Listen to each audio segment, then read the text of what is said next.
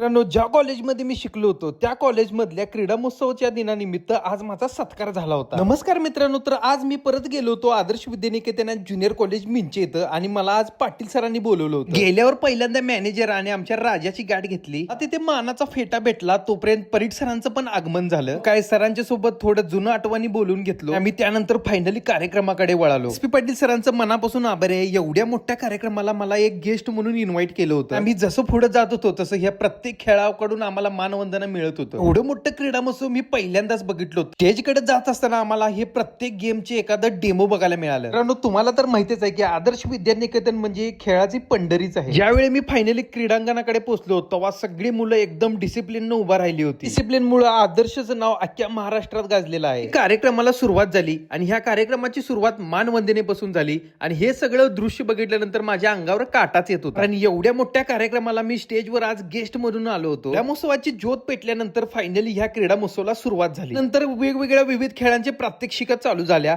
आणि हे बघितल्यानंतर मला माझे जुने दिवस आठवले होते. कार्यक्रम झाल्यानंतर मी जेवण्यासाठी गेलो. हे जेवण बघितल्यावर माझे खरंच जुने दिवस आठवले होते. नंतर मी शिक्षकांची गाठ घेतली आणि finally Ghugare sir, Parit sir आणि एस पी पटेल सरांचं मनापासून आभार देखील मानलो. खरंच मी सरांना बोललो की मी ड्रोन शॉट घेऊन शाळेचे एक डॉक्युमेंटरी व्हिडिओ बनवणार आहे. आपल्या मॅनेजरची शेवटची गाठ घेतल्याने आपण घरी निघालो.